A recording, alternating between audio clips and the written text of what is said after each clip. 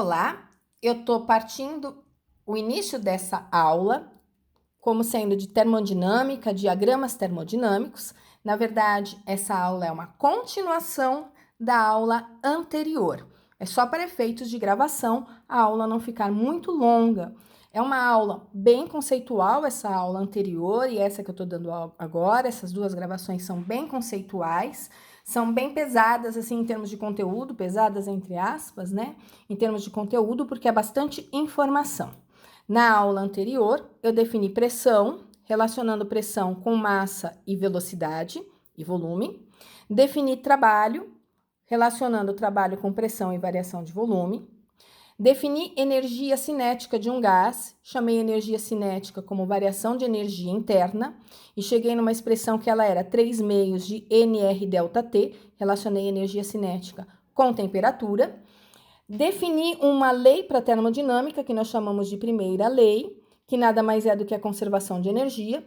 Toda a quantidade de calor que eu forneço para um gás se transforma em trabalho mais energia interna, ou a energia interna que fica armazenada num gás é a diferença entre a quantidade de calor que eu forneci e o trabalho. Então, tudo isso eu falei na aula passada. Agora eu estou dando nós com essas informações e as aulas anteriores. Nós fizemos vários gráficos de transformações gasosas, gráficos de transformações isovolumétricas, fizemos gráficos de volume e temperatura, de pressão e temperatura, volume e pressão.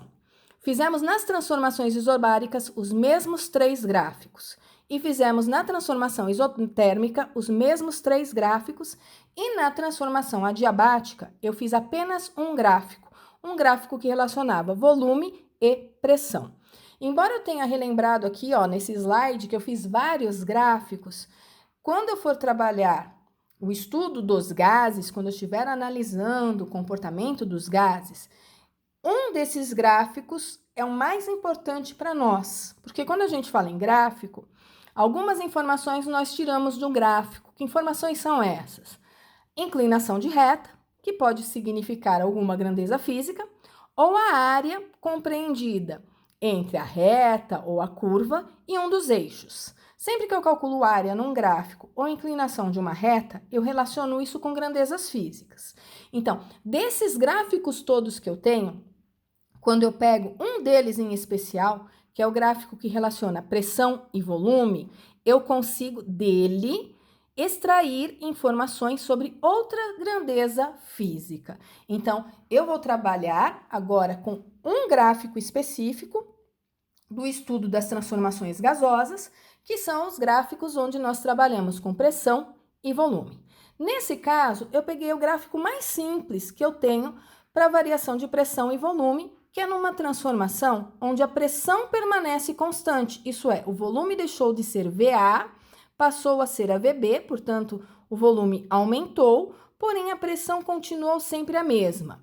Nesse caso, eu estou falando de uma transformação que a pressão é constante, tá? Se a pressão é constante, isso aqui é um gráfico de uma transformação do tipo isobárica, tá?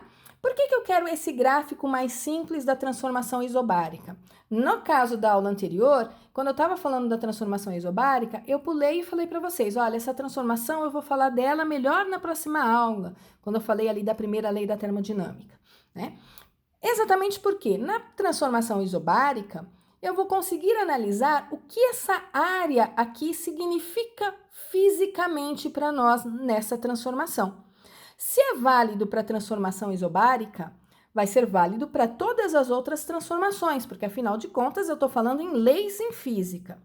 Quando eu calculo a área dessa figura, como é que eu faço para calcular ela? Base vezes altura. Quem é a base? É o ΔV. Quem é a altura? É a pressão. Então, a área dessa figura, fisicamente falando, seria pressão vezes variação de volume. E nós temos uma grandeza física que relaciona pressão e variação de volume. Aqui eu estou pondo em módulo, tá? Que grandeza física que relaciona pressão e variação de volume? É a grandeza física que nós definimos como sendo trabalho. Então, o módulo trabalho, a área dessa figura, ela vai representar para nós o trabalho. Em módulo, Aí eu preciso considerar, ó, o gás está expandindo, o trabalho vai ser positivo. O gás está comprimindo, está sendo comprimido, isso é, o volume diminuiu, esse trabalho vai ser um trabalho negativo. Então, essa área não vai passar aqui por quarto quadrante, ela vai permanecer no primeiro quadrante sempre. Porém, eu preciso ver qual é o sentido que está acontecendo essa minha transformação, se é no sentido do volume aumentar ou no sentido do volume diminuir. O gás expandiu, trabalho foi realizado pelo gás. Volume aumentou, trabalho positivo. O gás sofreu um trabalho, foi realizado um trabalho sobre o gás, o volume diminuiu. Se o volume diminuiu, o trabalho é negativo. Então, na minha expressão do trabalho, vejam, pressão ficou constante. O que eu tenho aqui foi uma variação do volume. Essa expressão P vezes ΔV eu só vou poder usar na transformação isobárica. Nas outras, não, tá? Por que eu só vou poder usar na transformação isobárica? Porque é a única figura que eu tenho aqui como um quadrado ou um retângulo aparecendo no meu gráfico, vai ser essa figura desse jeitinho aqui, só vai aparecer na transformação isobárica. Nas outras, a minha reta vai estar inclinadinha, e aí eu vou ter a área de um trapézio. Então, não vai ser mais base vezes altura. Só posso usar P ΔV na transformação isobárica. Lembrando que o que está variando é o volume e P vezes V é nRT. N não muda, R não muda. Se eu tenho uma variação de volume, é porque eu tenho uma variação de temperatura. Então, trabalho pode ser calculado como NR ΔT, porque eu troquei aqui o P ΔV por NR ΔT. P vezes V é nRT. Como apareceu um delta, é porque alguma coisa desse lado está variando. Não pode ser o número de mols, porque é o mesmo gás que eu estou aquecendo ou comprimindo. Não pode ser a constante, então o que está mudando é temperatura, ok? Atenção quando vocês tiverem um gráfico. O volume tem que aparecer em metros cúbicos e a pressão tem que aparecer em newtons por metro quadrado.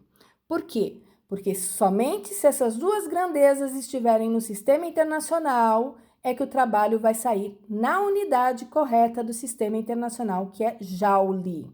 Então, atenção, volume em metros cúbicos, pressão sempre em newtons por metro quadrado. Alguns exercícios vão trazer o volume em litros. 1 litro é o mesmo que 10 a menos 3 metros cúbicos. Alguns exercícios vão trazer pressão em ATM, atmosferas. 1 ATM é o mesmo que 10 a quinta pascal, 10 a quinta newton por metro quadrado. Eu estou dizendo que o gás está indo de A para B, é apenas uma transformação que está acontecendo, então eu vou chamar essa transformação de transformação aberta. Nem sempre eu vou ter um gráfico de uma transformação aberta, isso é, de uma única transformação gasosa acontecendo. Eu posso ter gráficos de transformações cíclicas. O que significa transformação cíclica? O gás foi de A para B e depois ele voltou de B para A. Ele fez um ciclo. Ou então, o gás foi de A para B, de B para C, de C para D, de D para A. Ele saiu do estado inicial que ele estava e voltou para o estado inicial que ele estava. Sempre que isso acontecer, que eu tiver uma figura fechada, nós vamos chamar essas situações de transformações cíclicas. Por exemplo, aqui de A para B é uma transformação isovolumétrica. O volume permaneceu constante tanto no A quanto no B.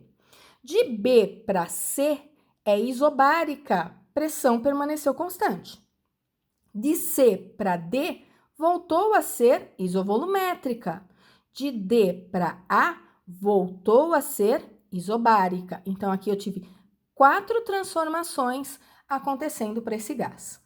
O que é importante eu saber? É importante eu saber como é que está esse ciclo, se ele está no sentido horário ou se ele está no sentido anti-horário. Se eu fosse calcular o trabalho de A para B, o trabalho de A para B vai dar 0. Por que o trabalho de A para B vai dar 0? Tem volume? Tem. Tem variação de pressão?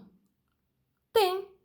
Então, não tem trabalho sendo realizado? Não, porque para ter trabalho, eu preciso ter variação de volume, e aqui o volume não variou, o volume permaneceu o mesmo. Eu tenho variação de pressão. A minha expressão não é V vezes ΔP, é P vezes ΔV. Se eu não tenho ΔV de A para B, eu não tenho trabalho sendo realizado. Eu não tenho área embaixo da reta AB. Agora, eu tenho área embaixo da reta BC, ó. Embaixo da reta BC, eu tenho toda essa área aqui, ó, que vai daqui de cima até aqui embaixo. Então, se eu fosse calcular o trabalho, seria essa pressão aqui, ó, multiplicado, essa base, né, que eu tenho aqui, multiplicado por essa altura. Ou essa pressão multiplicado pela variação do volume, porque é isobárico. Seria um trabalho positivo, porque de B para C expandiu. Toda essa área aqui vai dar um numerão. Trabalho de C para D é zero, porque não teve variação de volume. Trabalho de D para A seria a área aqui de baixo, ó, essa áreazinha que está aqui em branco, ó. Só que essa áreazinha que está aqui embaixo em branco me diz que o trabalho de D para A é um trabalho negativo. Por que é um trabalho negativo? Porque o volume diminuiu. Aqui o volume era grande, aqui o volume é pequeno, daqui para cá o volume diminuiu, o meu ΔV é negativo. Então, eu tenho uma área bem grande de trabalho positivo e eu tenho uma área aqui embaixo de trabalho negativo. Quando eu juntar essas duas áreas, me sobra essa área resultante aqui. Então, num ciclo, se eu quiser saber o trabalho no ciclo, eu posso calcular o trabalho em cada trecho e depois somar, ou eu posso simplesmente calcular a área da figura fechada. Ciclo no sentido horário, trabalho é positivo. Por que é positivo? Porque essa área aqui de cima, ó, é maior do que a área aqui de baixo. Trabalho no ciclo anti-horário vai ser negativo. Por quê? Porque aí no sentido anti-horário, eu tenho uma variação de volume acontecendo para cá, ó. Meu volume é grande, vai ficar pequeno. Então, essa área aqui vai ser negativa muito grande. E essa área aqui de baixo, que é pequenininha, vai dar um valor positivo pequeno. Então, eu vou ficar com negativo, grandão, positivo, pequenininho. Quando eu fizer a diferença entre os dois, vai me dar um número negativo aqui. Então, gráfico no sentido horário, trabalho positivo. Sentido anti-horário, trabalho negativo. Outras coisas que eu consigo saber num gráfico desse tipo. Eu consigo saber em qual ponto a temperatura é maior. Como é que eu sei em qual ponto a temperatura é maior? Eu penso na equação de Clapeyron. PV igual a nRT. nR não muda no ciclo, o que significa que PV é proporcional a T. Então, quanto maior for o produto PV, maior é a temperatura. Se eu pegar o PA e multiplicar pelo VA, eu vou ter um valor pequenininho, porque tanto PA quanto VA são números pequenos. Se eu pegar PB e multiplicar por VB, com certeza vai dar um número maior do que PA vezes VA, o que significa que no ponto B a temperatura é maior. Por quê? PB vezes VB é maior do que PA vezes VA. No ponto C, a temperatura é maior ainda. Por que a temperatura é maior ainda? Porque a pressão e o volume são bem grandes. Então, quando eu fizer P vezes V igual a nRT, eu vou ter uma temperatura maior no ponto C do que no ponto B e do que no ponto A. E no ponto D? No ponto D, a pressão é pequena, ó. O volume é grande, mas a pressão é pequena. O que significa que a temperatura no ponto D é menor do que no ponto C. Quanto mais afastado estiver dos meus eixos PV, maior vai ser a temperatura. Quanto mais afastado tiver o meu ponto, ó.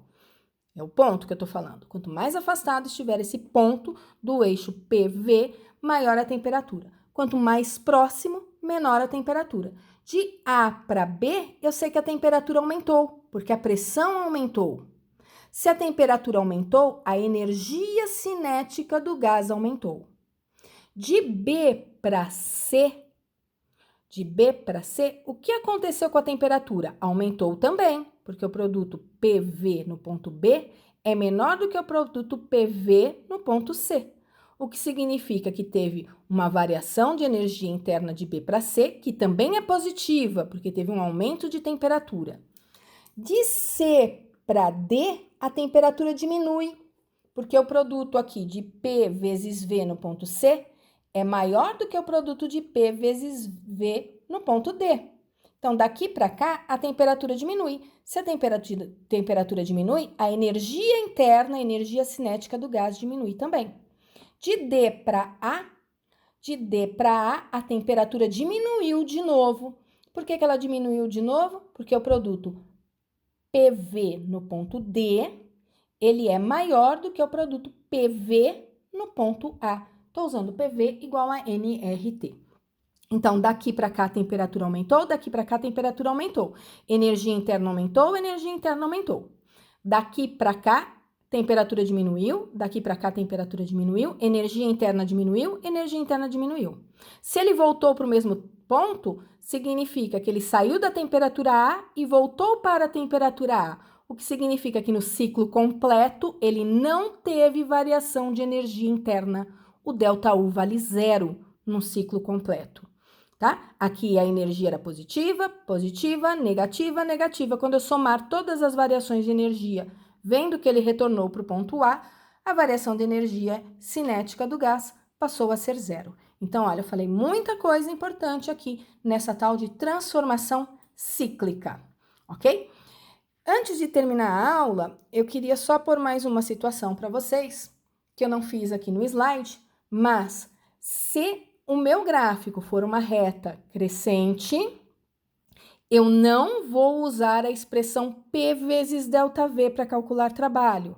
Eu sou obrigada a usar a área do gráfico. Então, se for uma reta crescente aqui, eu vou fazer a área de um trapézio, base maior mais base menor vezes altura dividido por 2. E aí eu vou ter algumas situações desse tipo na outra aula que eu estou gravando para vocês, que é onde eu vou fazer resolução de exercícios. Sempre no finalzinho dos meus slides aparece lá um Fique Bem, porque eu espero que vocês estejam realmente ficando bem na casa de vocês.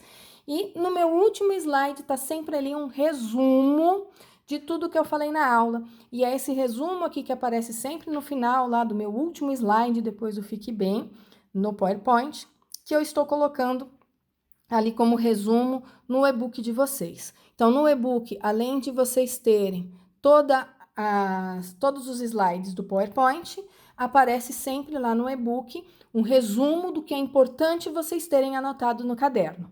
Então, é importante que vocês tenham anotado no caderno dessas duas últimas gravações. Como é que se calcula a pressão de um gás, como é que se calcula trabalho numa transformação gasosa, do tipo isobárica, é P vezes ΔV. Se não for isobárica, eu tenho que calcular a área do gráfico, que pode ser um retângulo, pode ser um quadrado, pode ser um trapézio. É importante vocês terem anotado a expressão da energia cinética ou energia interna do gás, para lembrar que ela está relacionada com variação de temperatura. É importante vocês terem anotado no caderno a primeira lei da termodinâmica, lei de conservação de energia nos gases. E é importante também vocês terem anotado no caderno de vocês a conversão de unidade de litros para metros cúbicos, de atmosferas para Pascal, porque vocês precisam trabalhar com essas grandezas no sistema internacional para que trabalho e energia estejam em joule, ok? Então, espero que todos vocês estejam se cuidando direitinho, estejam bem, e a próxima aula que eu estou gravando para vocês é uma aula de resolução de exercícios. Então, até a próxima aula.